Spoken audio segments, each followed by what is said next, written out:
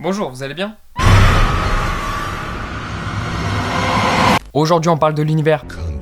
Et ouais, je vais mettre des screamers dans cette vidéo. J'en ai rien à foutre. Cet univers cinématographique a donc démarré il y a 5 ans en 2013 avec le premier film de ce qu'on pourrait appeler le CCU, Conjuring Cinematic Universe. Et on peut dire que le premier film réalisé par James Wan, ce gars, avait pas mal buzzé, en témoignent les spots TV américains qui étaient toujours aussi subtils. Alors pour ceux qui le connaissent pas, James Wan c'est un mec qui s'y connaît en film d'horreur, il avait quand même réalisé entre autres Saw et Insidious, avant de passer du côté obscur avec Rapid et Dangereux 7. Mais je dois dire qu'il avait frappé fort avec le premier Conjuring, proposant une histoire classique mais efficace et surtout bien flippante, tellement que la plupart des gens se sont retrouvés dans cette situation après le film. De mon côté, j'avais bien kiffé ce long horrifique qui ne jouait pas seulement sur les jumpscares, mais qui proposait au contraire une véritable ambiance angoissante qui te faisait monter la tension jusqu'à un sursaut, mais pas toujours, et là c'est subtil. De même, les jumpscares sont inattendus pour la plupart, la mise en scène de Wan te pousse à te concentrer sur un élément, alors qu'en vérité le sursaut provient d'un autre endroit.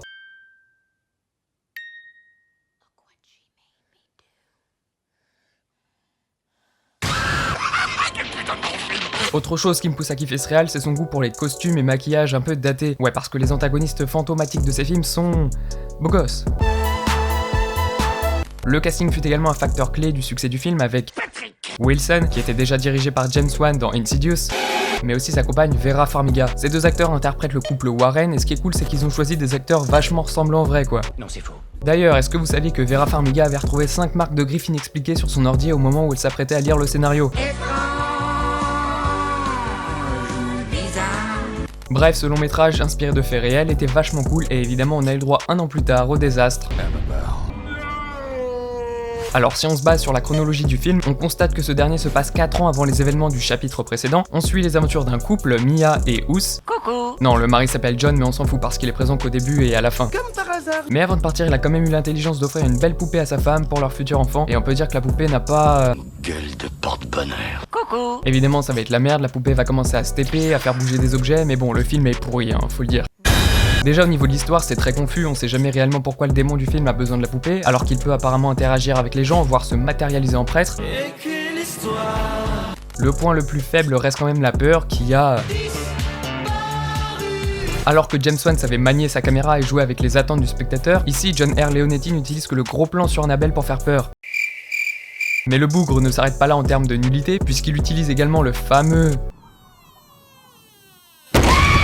Et là où Conjuring s'inscrivait dans le réel, Anamosh joue la carte des démons basiques et peu inspirés. Ouais, j'ai dit Anamosh. Ouais, c'est marrant. Bon, pour pas dire que du mal de ce film, il y a quand même une séquence sympathique dans un sous-sol avec un ascenseur. Il y a une petite tension, mais c'est tout. Pour le moment. Non, pour tout le film, t'inquiète pas, on passe à la suite. 2016, ce fut l'année de sortie de la suite de Conjuring, intitulée de façon originale Conjuring 2. Bon, en France, ils ont quand même rajouté le cas Enfield pour qu'on sache où se situe le bail, même si pour moi, Enfield, ça m'évoque. Et ouais, je sais, c'est Enfield avec un A, comme Ce deuxième volet se passe donc à Londres, on suit de nouveau Ed et Lorraine Warren. qui vont cette fois essayer d'aider les Hodgson parce que leur fille fait des trucs un peu bizarres.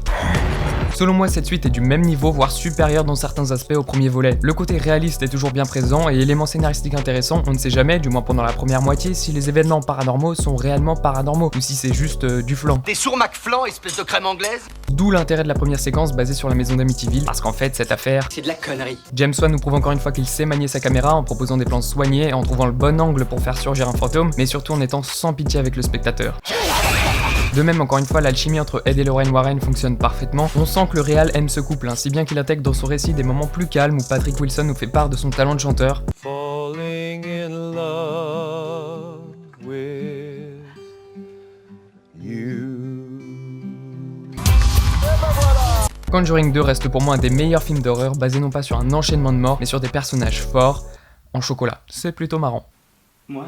Mais d'un autre côté, le goût de Wan pour les monstres revient toujours au galop, et je dois dire que... m'a bien calmé.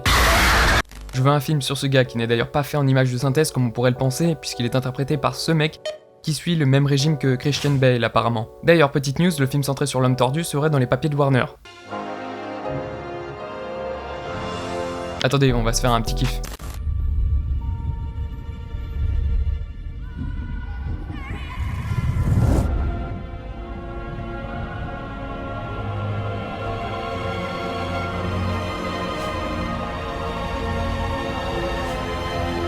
Néanmoins, pour émettre un petit bémol, je trouve que la résolution est très simpliste. Dire le nom d'un démon pour qu'il disparaisse, c'est pas ouf quand même, surtout que le démon s'appelle Valak.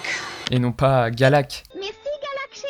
Annabelle fut un gros succès, récoltant pas moins de 257 millions de dollars à l'échelle mondiale. C'est donc en toute logique une suite vue le jour en 2017, ou plutôt un préquel puisque le film s'intitule Annabelle Creation. Fait intéressant, le film est réalisé par David F. Sandberg. un réal qui s'était fait remarquer par ses courts-métrages dispo encore actuellement sur YouTube. Sa chaîne s'appelle Pony Masher et je la conseille à tous les passionnés de cinéma, vous y trouverez plein de making-of et notamment celui de Annabelle Creation. Sandberg maîtrise bien plus son sujet, le film a clairement de la gueule, l'esthétique est léchée. Côté horreur, ça fonctionne pas trop mal à travers des jeux sur le décor, comme ce monde charge pour enfants, même si on se doute un peu de ce qui va se passer. L'histoire reste cependant toujours bancale.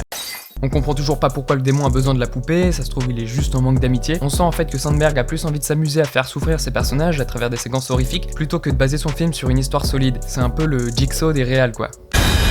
Bon, est-ce que vous saviez qu'on était en 2018 ?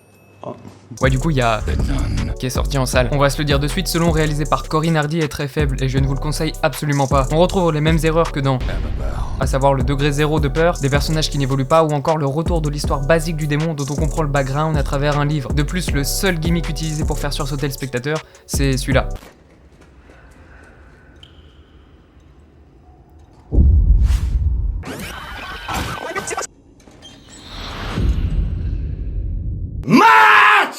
Voilà, la vidéo se termine, j'espère qu'elle vous a plu, vous pouvez la partager, mettre un pouce bleu, ça fait plaisir. Plusieurs films seraient dans les papiers de Warner pour étoffer l'univers Conjuring, notamment Annabelle et Conjuring 3, mais pas sûr que ça soit une bonne idée. Dites-moi quels sont vos films préférés de cet univers en commentaire, on peut tchatcher et tout. Moi je vous dis à la prochaine, bisous, ciao. Je m'endors sur la mélodie que joue ta corde sensible. J'ai joui mais j'en veux encore.